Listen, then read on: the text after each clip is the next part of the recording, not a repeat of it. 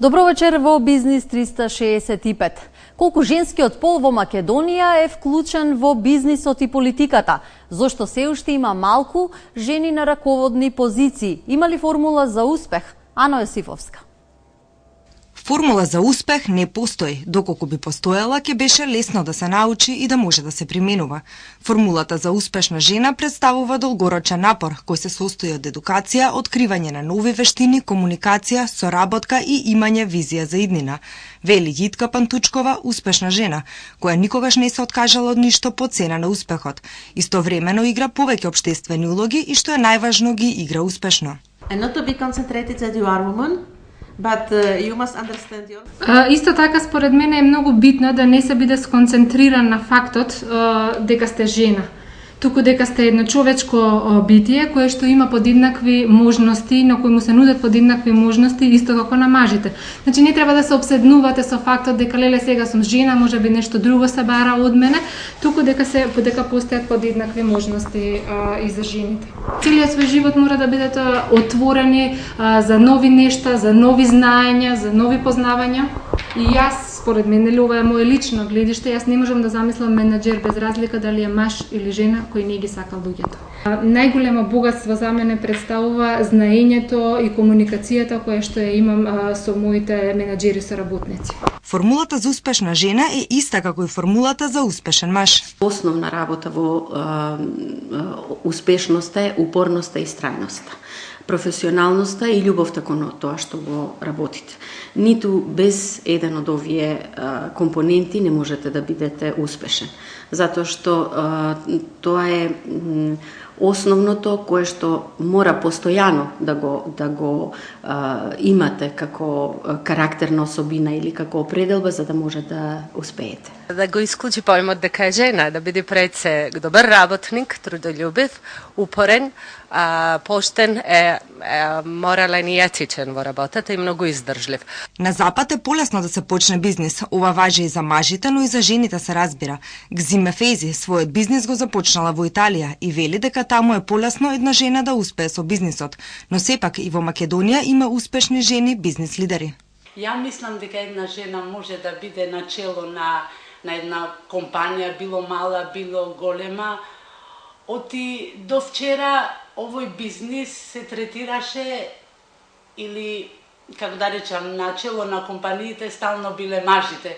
Како да им беше тоа работа, само машка работа. Меѓутоа, јас мислам дека со многу работа, ја мислам има и многу други жени што се упорни, работат и може да успеат. И сега ја мислам дека во Македонија има многу успешни бизнис жени.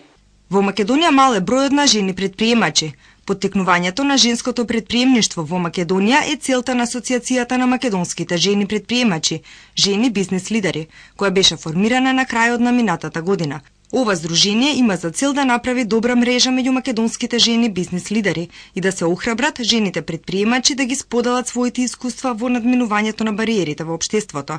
На тој начин да се изградат и зајакнат капацитетите на женското лидерство во Македонија. Европската статистика покажува дека 30% од предприемачите се жени, додека овој процент во регионот изнесува меѓу 15 и 30%.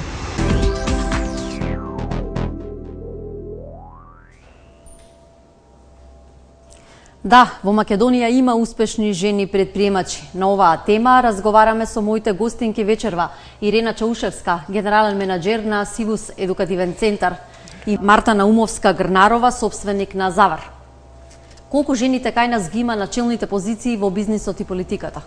Мислам дека морам да кажам дека во политиката сметам дека повеќе ги има, дали е тоа резултат на одредени квоти кои што беа воведени. Во бизнисот има, меѓутоа сепак мислам далеку од доволно. Но вие сте на чело на приватна компанија која долги години постои на македонскиот пазар. Традицијата е, велите, 2 поколенија пред вас. Да, јас сум втора генерација. Нашиот семеен бизнис Завар компани постои годинава, прославуваме веќе 25 години и паралелно во исто време создадов свој бренд Завар дизајн кој веќе 10 години обстојува, а на чело на компанијата сум последниве 7 години. Има ли машка поделеност во професиите? Секако дека постојат професии каде што е подобро да биде жена на раководна позиција, има професии каде што е подобро да биде маж на определена позиција. Меѓутоа тоа е заради тоа што имаат различни специфичности, различни вештини кои што се соодветни за конкретната професија. Не мислам дека треба да продолжиме по на претходно правило дека некои професии се предрезервирани за мажите, туку напротив да се водиме по специфичностите и предностите на различните полови при избирањето каков раководител ќе ставиме на определена позиција. Каква е, например, вие доаѓате од IT секторот и од металуршкиот, што да речеме металната индустрија е типична професија каде што ги има повеќе од машкиот пол. Да, верувајте дека е така, дури пробував да најдам и некакви податоци за каква е ситуацијата во светски рамки. За жал, од типично металните компании, да речеме ThyssenKrupp, една компанија која што е водечки светски производител на лимови, во бордот на директори немаат ниту една жена. Генерално 15 до 17% е застапеноста на жените во метална индустрија, со тоа што на раководните позиции речиси ги нема. Малку исклучок најдов кај, да речеме, светски, за малку пошироко гледано, не се тоа чиста метална индустрија, меѓутоа сепак водечки компании како General Electric или Alstom, Areva, во нивните бордови на директори 30% се присутни жените, што мислам дека е задоволително и генерално некоја таква статистика, мислам дека на светско ниво би рекла дека тоа е таму докаде што сме стигнале. Меѓутоа, верувајте ми, досега, поготово што сме извозно ориентирана компанија и во контакт сум доста често и по саеми, по состаноци со компании, освен евентуално во продажба, значи не сум имала состанок со жена. На што се должи оваа поделеност и се помалиот процент на жени лидери? Значи, европските бројки покажуваат дека, иако женското население е застапено со 50%, само 34% од нив се јавуваат во улога на работодавци, додека останатите 65% се уште се мажи. Јас сепак би рекла дека трендот кој што се развива оди во насока на менување малце на тие полови на моќта од мажите кон жените. Македонија се уште каска за тој процес, меѓутоа се движиме во таа насока. Таков пример е компанијата од каде што јас доаѓам, Сивус групација, која што 40% има жени, 60% има мажи, меѓутоа на многу значајни позиции, како што се секторот за финанси, секторот за правни работи, човечки ресурси го водат комплетно жени во голем дел. Тоа е за пофалба? Да, за пофалба. Мене ме радува што менеджментот е со таква визија, а додека и секторите кои што се баш ја работат техниката, технологијата, буквално се половина мажи на позиции раководни, половина жени. Додека внатре структурата повеќе има мажи програмери, меѓутоа раководните позиции подеднакво им се дава доверба и на жените, барем во компанијата од која што јас доаѓам. Зошто традиционално жените помалку доаѓаат на високи позиции и во Македонија и секаде, нели, таа позиција зошто е таква? Верувам дека е заради тоа што порано жените не го завршувале, не го дооформувале своето високо образование или дури кога ќе го завршале, кога ќе се вработале по формирањето на семејството, решавале или да ја напуштат работата или пак немале доволно време да посветат на континуирано доусовршување. Ова ги натирало работодавците при изборот на соодветен кадар за своите високи позиции пред се да гледаат во редовите на мажите. Меѓутоа, како што реков, мислам дека овој процес постепено го менувам. Што е потребно за една жена да биде успешен бизнис лидер? Од следните изјави. Не само во бизнисот, туку во било кој друг општествен аспект, без разлика дали станува збор за бизнис, дали станува збор за политика или можеби академија. Жената првенствено треба да се чувствува како лидер, односно се препознае сама себе си во таа улога и да биде истрајна во исполнувањето на она што сама си го зацртала како сопствена и лична цел. И токму на ова последново мислам дека лежи предизвикот и проблемот во немањето на доволен број на жени лидери во било која општествена сфера, а тоа е скромните амбиции на жената кои што потекнуваат од друга психолошка или субкултуролошка природа. Во Сдруженијето на жени менаџери елит од кое што јас доаѓам и каде што сум подпредседател, значи констатираме дека македонската жена ги има сите права. Но проблем има со охрабрувањето македонската жена да започне да работи одреден бизнис. Она што сакаме да го направиме е да ги мотивираме, односно да ги иницираме жените да застанат на одлучувачки позиции. Значи можностите правни ги имаме, значи говорам како правник, апсолутна еднаквост. Меѓутоа помеѓу двата пола, па дури и финансиска каде што можеби сме дури и подобри од Америка. Но она што е проблем кај нас, значи македонската жена да се охрабри и да застане на одлучувачка позиција. Не само во приватниот сектор, не само во приватниот бизнес, туку и во компаниите кои што имаат државен капитал.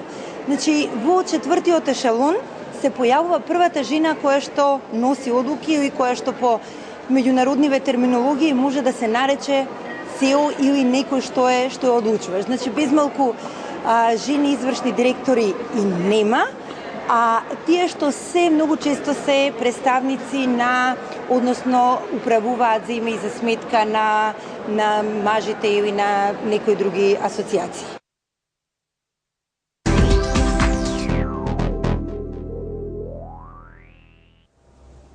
Да, зборуваме за храброста. Се охрабруваат ли жените да покрај мајчинството и домашните обврски да основаат и своја компанија?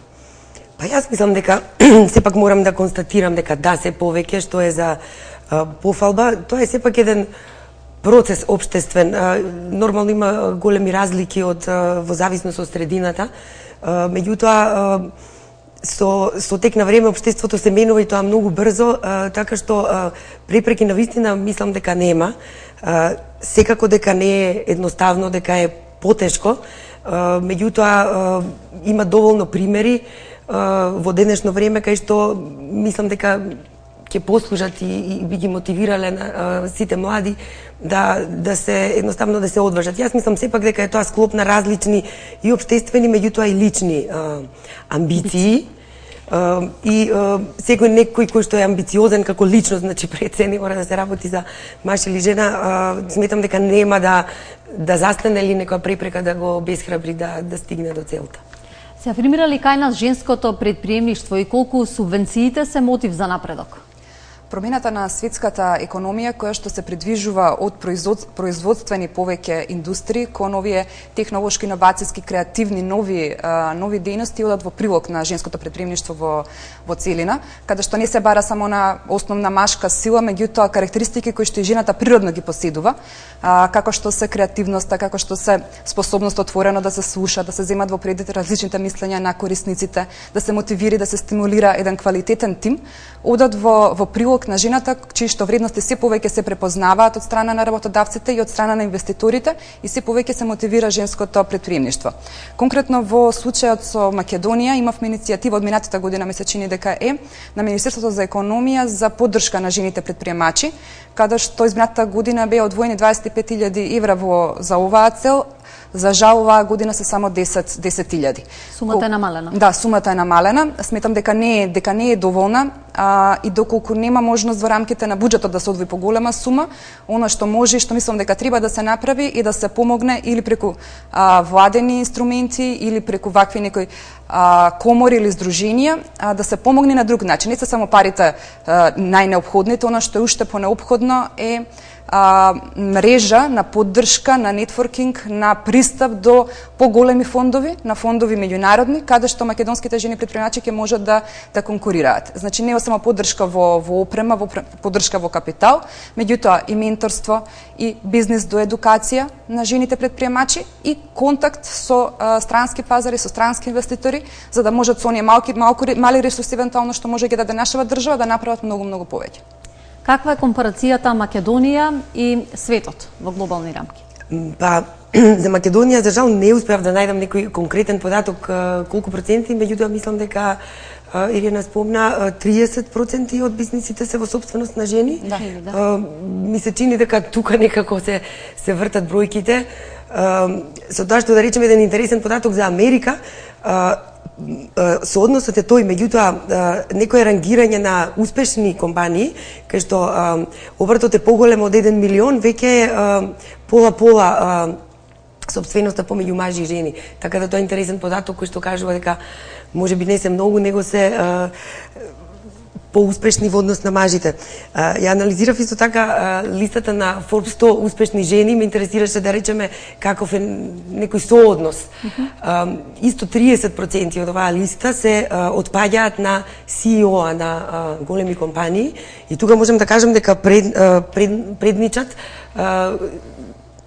менаџерки на компании од IT секторот, да речеме IBM, Xerox, Hewlett Packard, Google, Yahoo, HTC, има нешто малку од модниот свет и бев многу изненадена некој кој што е најголема нафтена компанија во Бразил, која што ми се чини во центарот на светот, исто така е раководена од страна на жена, додека учеството на жените во политиката е изненадувачки помало, само околу 13%, од кои што 6 се председателки на држави, има неколку премиерки и така остатокот отпаѓа на жени од шоу бизнисот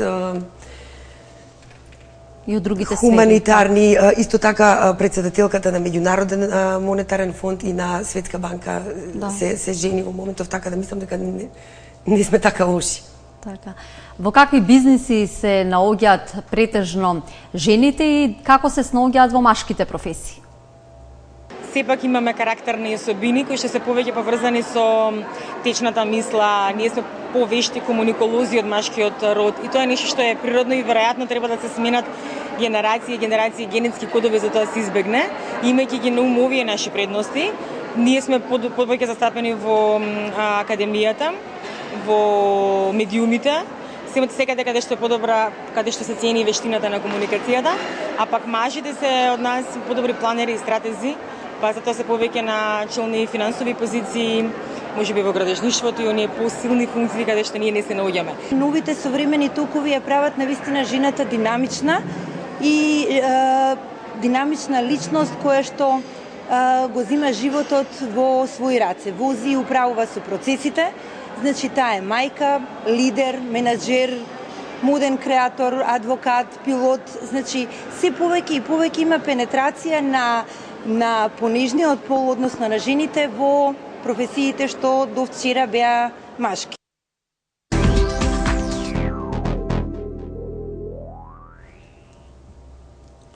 Дали е време да се смени перцепцијата за улогата на жената во општеството? Ги прашувам моите гостинки Ирена Чаушевска и Марта Грнарова. Да, дефинитивно е време да се смени перцепцијата пред се од самите жени кон себе, од самите жени кон другите жени, значи малце повеќе самопочит, самодоверба на колешките, на оние што се на раководни позиции, а потоа на тој начин ќе добиеме и довербата и поддршката и од машкиот пол, заради тоа што сите анализи покажуваат дека квалификациите, како што кажав, кои што ги има женскиот пол, дефинитивно се нешто што се потребно на модерните економии и на предизвиците пред кои што е исправено општеството во целина. Апсолутно се согласувам со Ирена, мислам дека е тоа неминовно. Живееме во едно ново време каде што е апсурдно да се прават ваков тип на поделби. Прво, историски гледано, жената или мајката, ако сакате, имала улога во семејството. Ако анализирате сепак, тоа е една менаџерска, типично менаџерска улога, така што не постои причина зашто тоа да не биде поддржано и во денешно време. Да речеме во Македонија, минатата година бројот на дипломирани студенти е во интерес на женскиот пол, 56%. Тоа значи дека едукацијата не е проблем, може би малку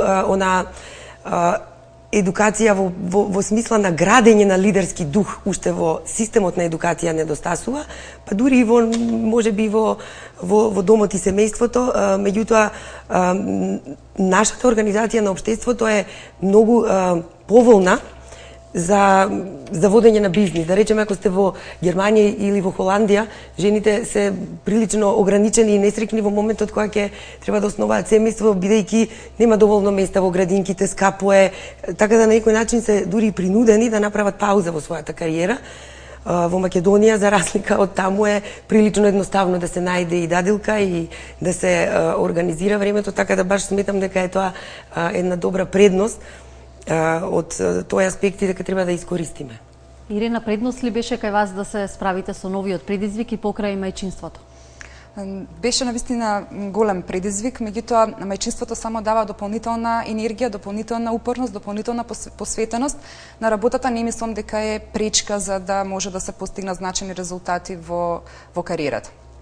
Како се справивте со сите приватни обврски? Со добра организација, со помош, поддршка секако и од семејството, меѓутоа со разбирање од страната на работодавецот. Значи, обврските треба да се завршат, меѓутоа дали ќе се завршат од 9 до 5 или некогаш ќе се завршат и попладне или навечер, не треба да биде толку битно, се додека се постигнуваат воспоставените и битните рокови, се реализираат резултатите. Значи, поддршка треба од целото општество, малку промена на начинот на размислување, за жената да може максимално да придонесе, тоа ќе биде во конечно во интерес и на мажите, собственици на компании или родители во домовите. Плаќа ли жената висока цена за успешна кариера? Не би рекла висока цена, меѓутоа сепак жртвата е голема. Сепак постои жртва. Тешко е да се остане избалансиран во смисла да се нема грижа на совест за да речеме времето кое што не сме успеале или сме го пропуштиле од животот на нашите деца. Мислам ќе биде не искрено ако кажам дека тоа го нема. Меѓутоа, од друга страна, можностите се различни, односот со децата е поквалитетен и со семејството, затоа што самиот личен развој, јас би рекла, кој што подразбира, нели, кој што е предуслов за развој на некаква кариера, па носи нови моменти и во животот на самото семејство, така да сепак е работа на некаква рамнотежа и баланс, нели, кон кој што сите треба да се стремиме, меѓутоа сепак жртви постојат и некогаш не ни е сеедно. Кој е вашиот совет до понежниот пол, до сите оние кои имаат дилема или на кои им недостасува амбиција или храброст да почнат свој бизнис или да станат уште поуспешни во тоа што го работат? Совет до понежниот пол, а секако и до институциите и до инвеститорите да престанат да не третираат како посебна интересна група во услови каде што сме 50% од популацијата.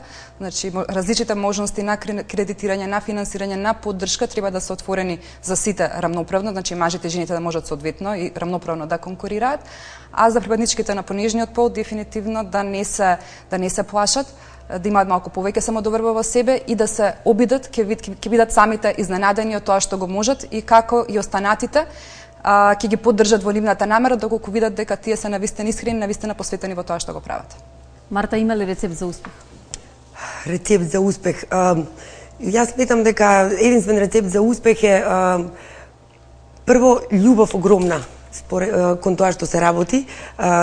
Од таа љубов ќе произлезе и посветеноста и екстремните напори, континуитет, никогаш да не се откажувате од својот сон и да не се плашиме да сонуваме високо, затоа што кога не сонуваме високо не може да ги достигнеме своите соништа. И посебно би сакала порака кон жените кои што, да речеме, имаат предрасуди дека постојат машки професии.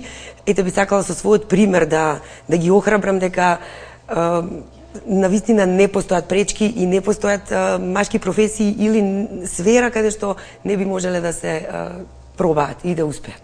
Ми беше драго што бевте гости во Бизнис 365. Почитувани гледачи, останете на јавниот сервис. Пријатно!